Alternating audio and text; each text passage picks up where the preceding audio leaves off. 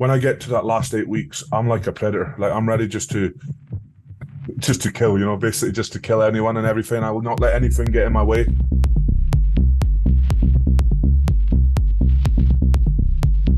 Firstly, Tom, thank you so much for joining me. I know I've been chasing you for a little while for Yeah, this. sorry it's taking so long. I was really keen to talk to you. I wasn't gonna quit. I was gonna keep Yeah, going no problem. time together. So there's obviously loads of things I'd love to cover with you today, and I hope we'll get time to go over some of them. But I think it has to start with World's Strongest Man, right? So you won in 2021. You won again last year, two successive titles. And I don't really want to talk about that in so much. I want to talk about the things you were saying before then, because it was the belief, the confidence that it was going to happen. It was only a matter of time in your mind. I was hoping you could tell me a little bit about where that self-belief, where that confidence came from, even 3, 4, 5 years ago, before you were even placing. Yeah, I mean, well, obviously, I think a lot of people know I've got autism, and um, for me, autism and strongman go hand in hand.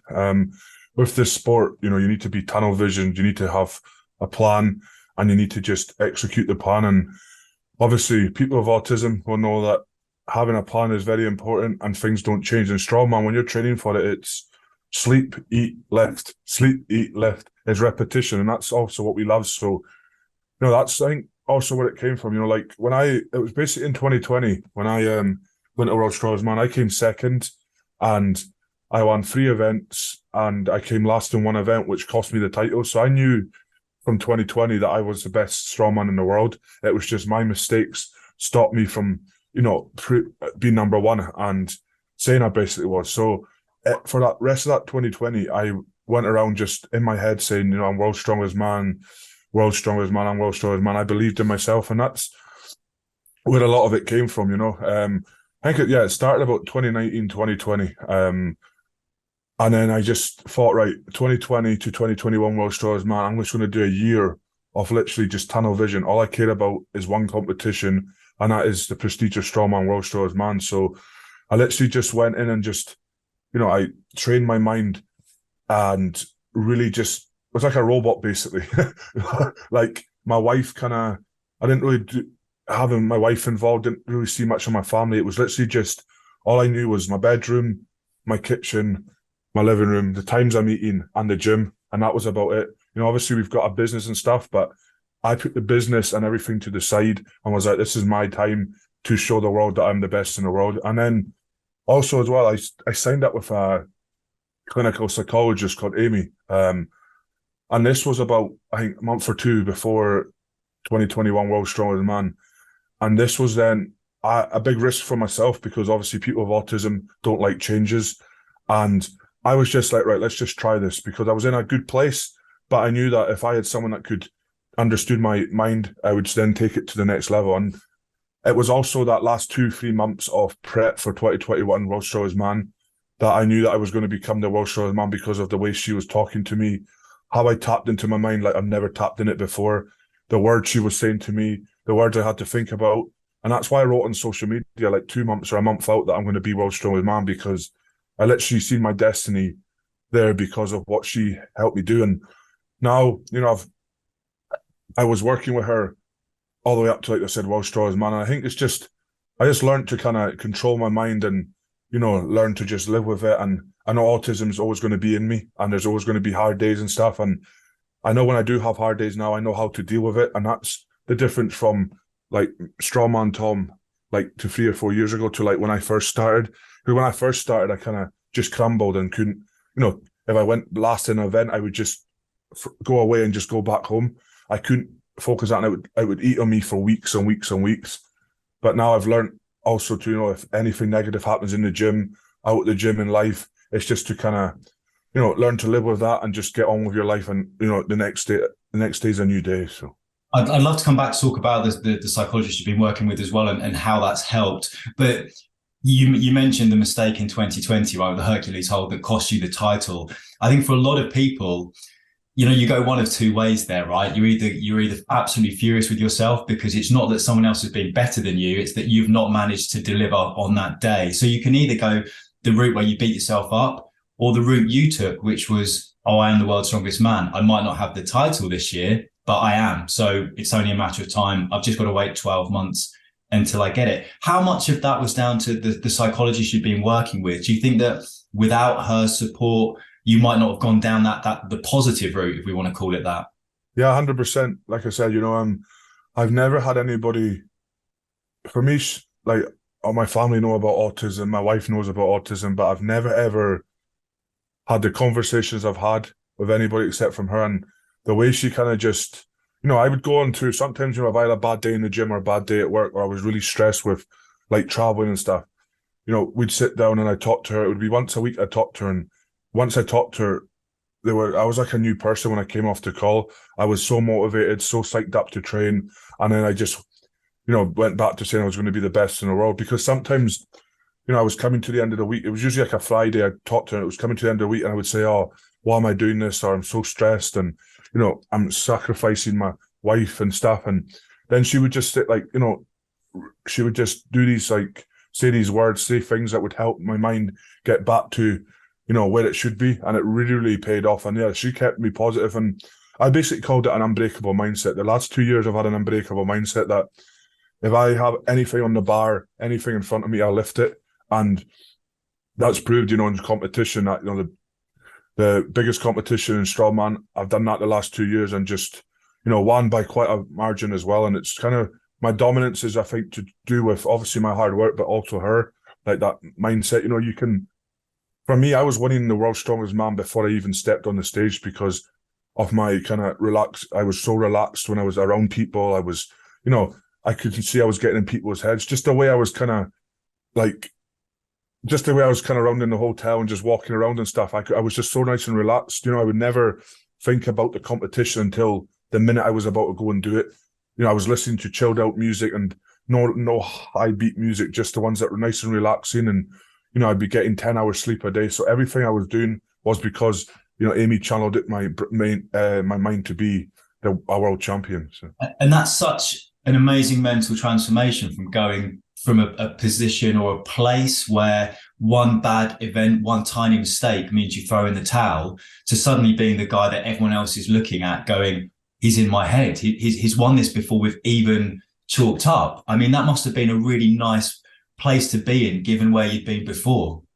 Yeah, like you said, maybe 7-8 years ago, I would be overthinking and be thinking, oh, he's strong, he's this, that, and concentrating on everyone else. But now it's, like I said, you said, it's reversed, and I think people are now saying, oh, look at Tom Stoltman, look how big he is, or look how strong he is. And then that's what I've learned, as soon as you do that, you've already lost.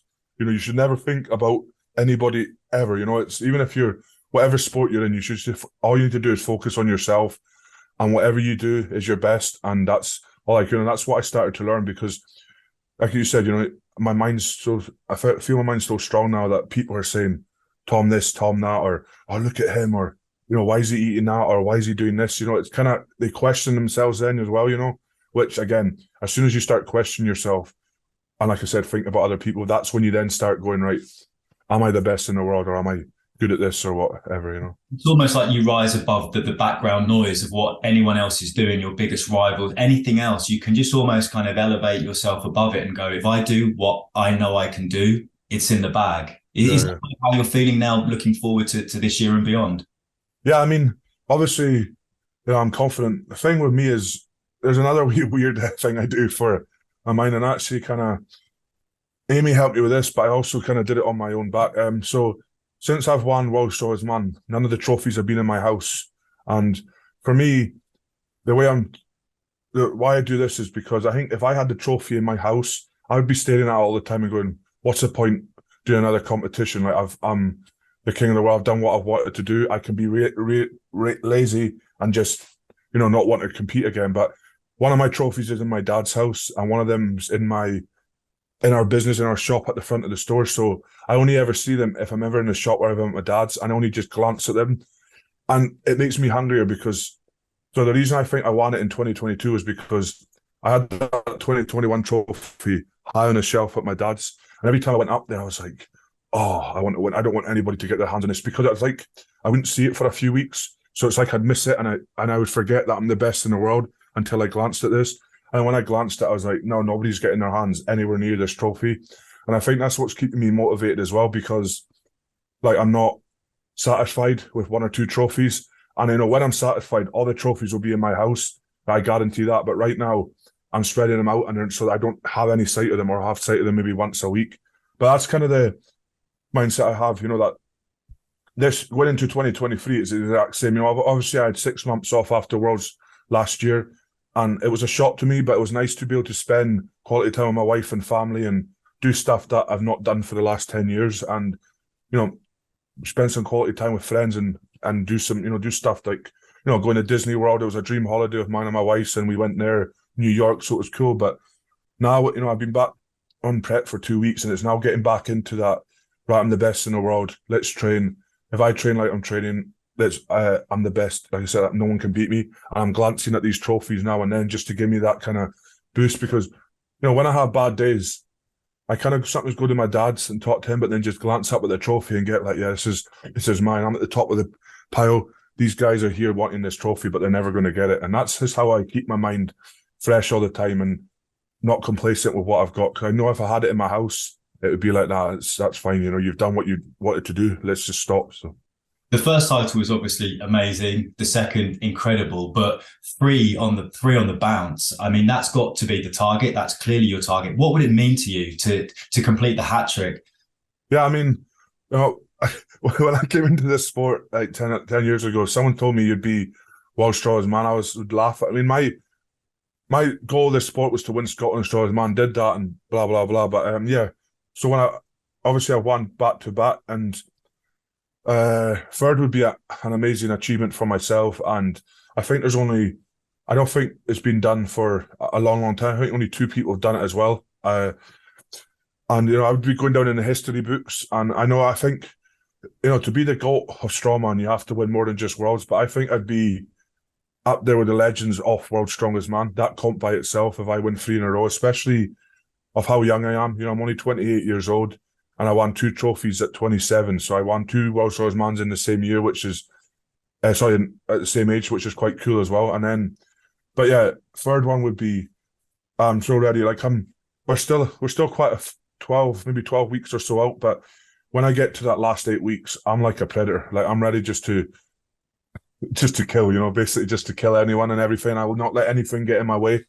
And that's what's really, in my eyes, a difference with a lot of people, is like I literally sacrifice everything. I'll say sponsor stuff on the side, business stuff on the side, and I have this tunnel vision for one thing, and that is to win that trophy. So I know that if I win the trophy again, or it's going to change my life again, it's going to change my wife's, it's going to be family, and it's going to change the business that we run as well. So I just want to keep being at the top and keep winning these titles. I want to come back to legacy in a minute, if that's all right. I just want to focus on something you said there in terms of the sacrifice. It's so many people like me from the outside. We see guys like you and elite sportsmen and sportswomen, striving for glory, achieving success. We never see the 99% of it that's not televised, right? We don't see the hard training, the graft, and the word you mentioned, sacrifice. Can you just talk about some of the things you have had to sacrifice and how you rationalize in your head, what is acceptable to sacrifice and what you have to do? Yeah, well, I think the biggest year for sacrifice for myself and for everyone was 2021, World's Strongest Man. I think because that was halfway through a pandemic as well. And, at that time, I knew that I was going out to World's Strongest Man just myself, so I wouldn't have my wife, which would have been here, my first time ever at a competition without anybody there. Obviously I had Luke, but he was an athlete. So for me there, I had to kind of switch my mind and go, right, if my wife and family aren't going to be with me at World's Strongest Man, I need to lock myself away and be this lone person that does this sport all by myself. And that's what I did. I was living with my wife, but I didn't interact with her much. I didn't do much with her.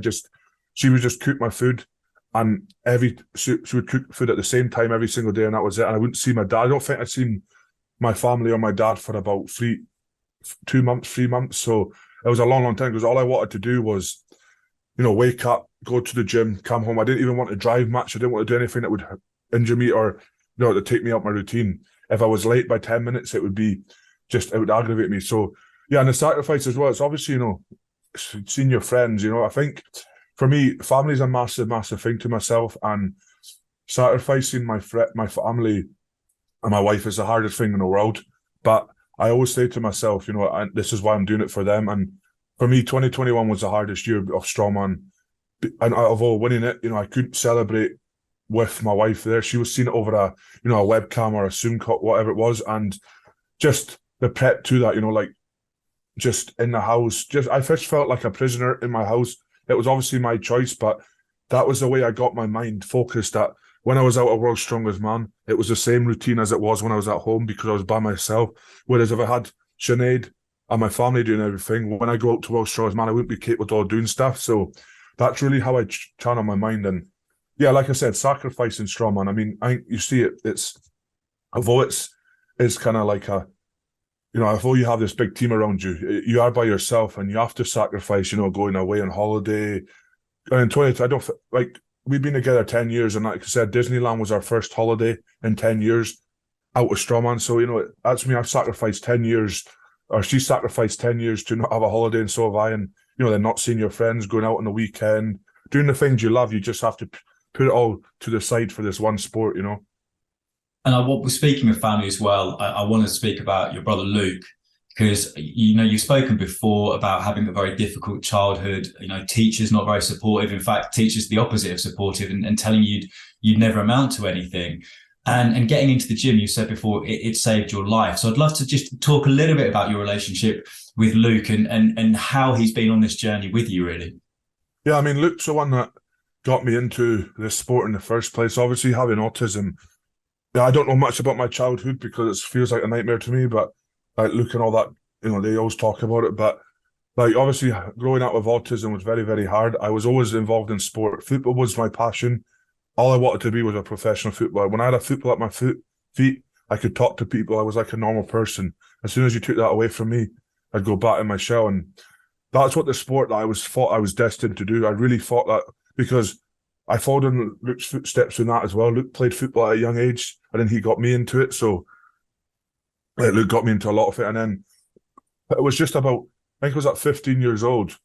I just all of a sudden quit football because all my friends had moved away from football and were getting like jobs and stuff, and were moving away from home. So basically what I did, I basically just sat in my room for, I think it was maybe half a year to a year, playing computer games and, getting like depression and stuff and not wanting to do anything other than just sit in my room and play on computer games. And then it was Luke. I think my mum and dad were talking to Luke, and saying, look, Tom's at a low right now, with obviously autism and everything that's happening. So we want, you want you to try and, give him a wee boost. And that's when he said, come to the gym. And when he said come to the gym at 16, for me, it was my worst nightmare because obviously when you go into a gym, there's big guys, there's nice, like good looking women, there's these guys doing grunting, there's mirrors everywhere. And you're just like, what the hell am I doing here? This is like a worst nightmare for someone with autism.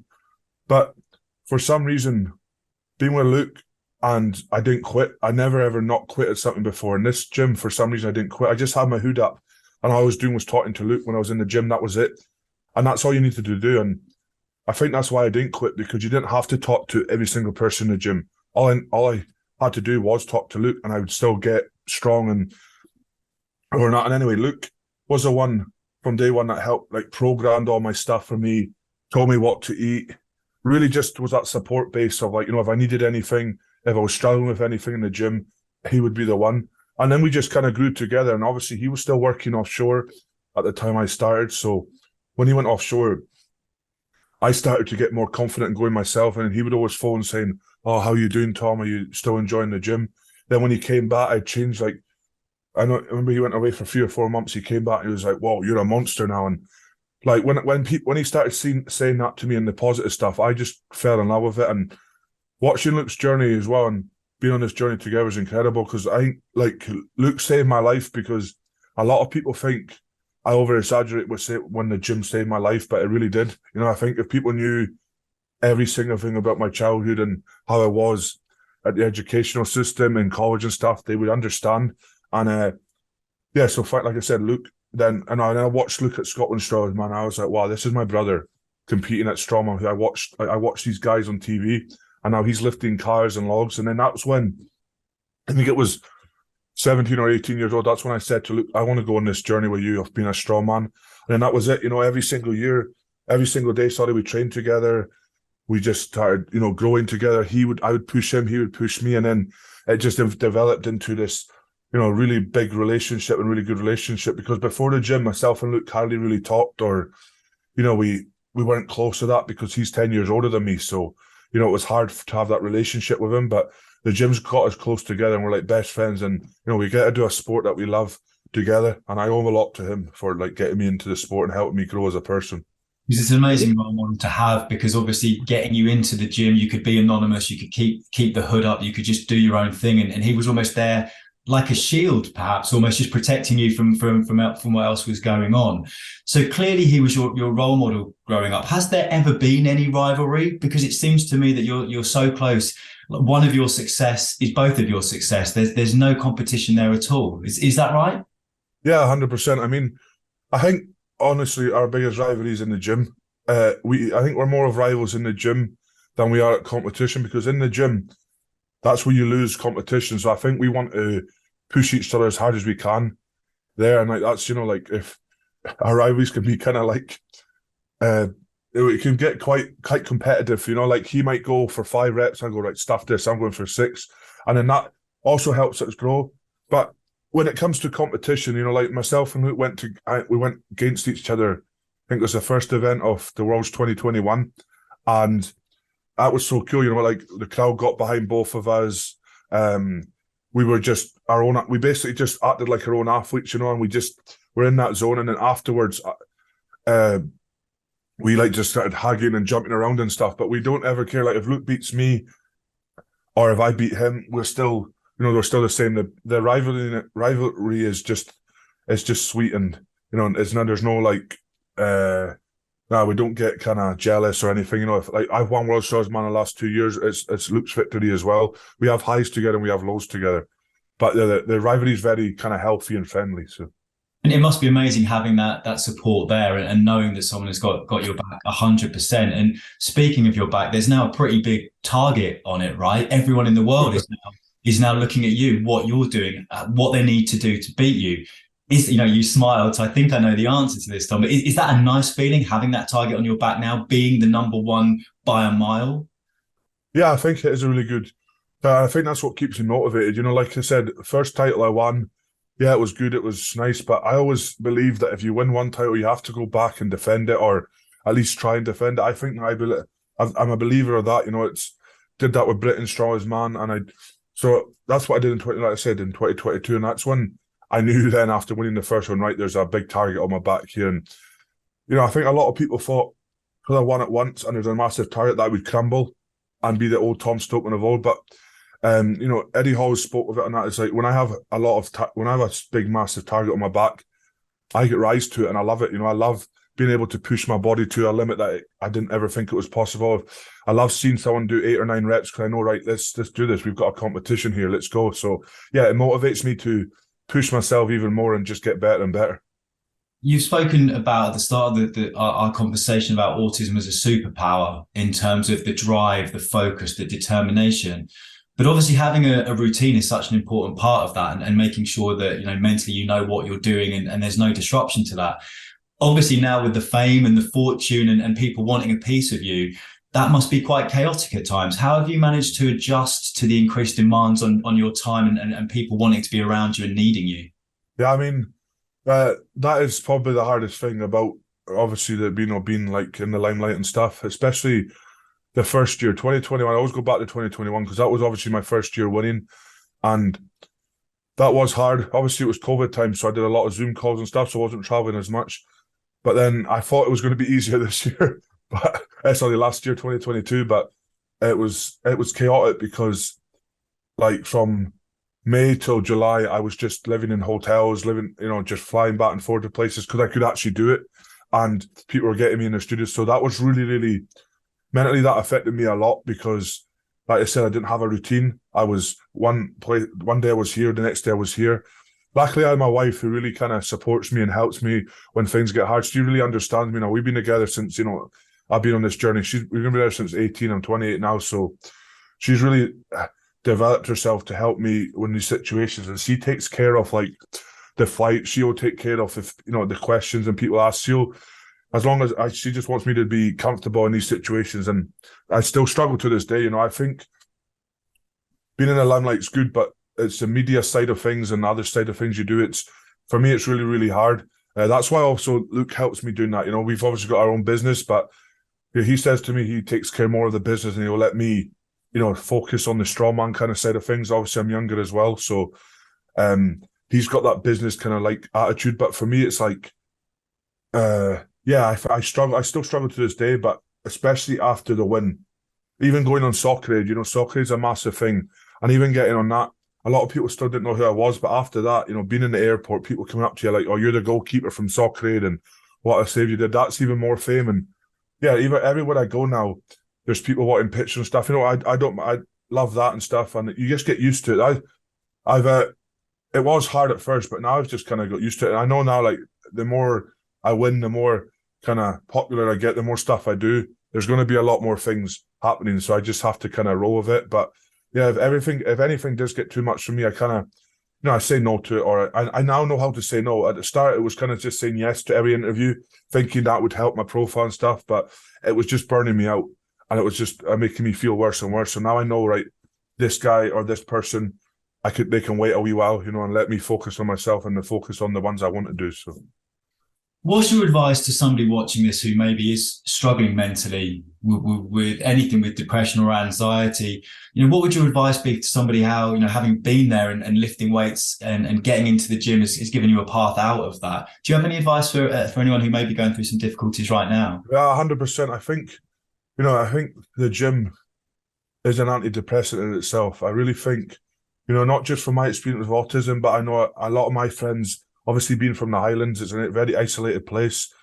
And a lot of my friends, you know, used to take drink, used to do drugs, and then, you know, started getting depressed in the house and being on these antidepressants. Now they come to the gym and I help teach them up, and like they love it because the gym's somewhere that I think, like the gym's somewhere you know, it's like an antidepressant. You go there, if someone's annoyed you, you can just, you know, if it's a punching bag, rip the punching bag off the wall. You can rip the bars off the floor. You rip it off your chest, and you really feel like that aggression's coming out. And then also as well, the way it makes your body feel and the way you can see changes nearly every week is unbelievable. In my eyes, that's a drug itself. So I really think, you know, if there is people struggling with depression or they don't know what to do, you know, go to the gym, speak to someone about, you know, your problems. And that's one of the most important things, obviously, is speaking out, but speaking out and then going on that fitness journey yourself, because, you know, no one's going to go to you when you're in the gym and go, I'm, you know, struggling with depression, I think I'm doing this. They're not going to say, oh, go away and get out of here. I think gym's one of the most friendliest places you can go. And I really think you should just go try the gym out for a month or two and see how you feel, because I guarantee you'll feel unbelievable. And that's what I did, you know, and I know a lot of people that have gone to the gym and it's changed their life around as well, you know. And the journey you've come on, it's incredible, as we've said, 2 successive World's Strongest Man titles. One's coming up in May. Talk to me about what's next. How far can you go in this sport, Tom? Yeah, well, I'm 28 years old right now, so I want to try and win 6. You know, the five's the record. I want to be the greatest of all time in the world, but I also want to win Arnold's multiple times as well. If I win those 2 competitions, and I can state with myself as the greatest strongman of all time, and I could become the greatest strongman of all time at 36, 37 years old, you know, and then do a different journey in my life. But I'm really motivated just to win as many competitions as I can in the next 10 years and just keep plowing away and see where this journey takes me. But I'm confident that I could become the greatest of all time if I work hard and not let distractions get to me and, you know, just focus on what I'm doing. But yeah, the goal is to win 6 World Strongest Man titles and then a bunch of Arnold Classic titles. And what's the most likely thing that's going to stop you achieving that? Because it's clearly not your determination. It's not yourself. I mean, I've said this before. Only if a doctor says to me, "Oh, you're going to die if you do this," you know. And obviously, you know, dying for anything in my eyes ain't worth it if it's a sport and stuff. So you know, I wouldn't ever die for a sport, you know. But like, yeah, that's the only thing that would ever stop me if the doctor told me to die. Like, I would keep going. If I broke my legs, if I did anything like that, I'd find a way to lift weights, because it's you know, like I said, saved my life, and it's part of my everyday routine. So, you know, I need the gym to focus, to function, to help me get through the days. And yeah, I need competing, because like I said, competing is the biggest drug you'll ever take in your life. It's unbelievable, the adrenaline that goes through your body. So nothing will ever stop me competing unless I die. And there's nothing in your head at the moment at an age in terms of thinking of retirement. You're going to keep doing this for as long as you can do it, right? Yeah, I mean, there's the thing that I don't think you can retire in strongman. I mean, after you're 40, there's a thing called Masters World Strongest Man. You can do that till you're like 50. So, as long as I'm still enjoying competing, as long as I still enjoy the gym, I'll go to the gym till, I'm dead, and that's the thing, I can't just, if I stop competing, I'm not going to stop the gym. You look at all these greats and all the strongmen bodybuilders that have been retired for years, but the gym's their life. It's like, you go to work 9 to 5. That's some people's life, and you're not just going to give that up. Or no, sorry, if you have a hobby like, golfing, football, after you start down weight, you're not just going to give that up because you finish work. So for me, it's a very big part of my life. So I need it till the day I die, basically, And you've talked about your legacy there, the number of titles you want, both in terms of the World, Arnold's, other competitions. But have you given any thought about your legacy wider than just the strongman competitions? Obviously, that's a huge accomplishment in its own right. But in terms of legacy, are there other things you want to do? Are there other things you want to be remembered for, or differences you want to make? Yeah, obviously, for me, the biggest thing is autism. I want to be a big ambassador around the world for autism. I think still to this day, not a lot of people know what autism is. If I didn't say to people I had autism, nobody in this world would know I had it. So I think it needs to really start getting on a global stage, more talked about. And it's kind of like mental health just needs to get out there much more. And there needs to be much more support for people out there, because I know up here there's hardly any support. And it's really sad to see people suffering because they think they're different. And that's my biggest goal for me is, to use my platform, to use what I've won and what to help people, do motivational talks about my story, and to build a massive platform where I can help these people with autism. And then again, we've got a HQ here. I'm in my office right now. We've got a shop in Invergordon as well, which we sell merchandise from. We've got a studio. We do YouTube. So just to keep growing that, it's, in my eyes, it's a marathon, not a race. If you rush these things, it goes down under really quickly. And then, eventually we want to build a hub for not just strongmen, but for people in the Highlands or in our community that can come. And, there's a lot of world champions up here in the Highlands that people don't know about, like marathon runners, there's Commonwealth game, but cyclists, there's all these people that hardly anybody in any other part of the world knows, but we want them to come to this hub and train them up on specialist equipment, give them the best care they need, give them support financial wise, and they just come to this hub and everything's on the doorstep. And that's what we want. We just want to build a big HQ where we've got a gym, studio, like I said, recovery center.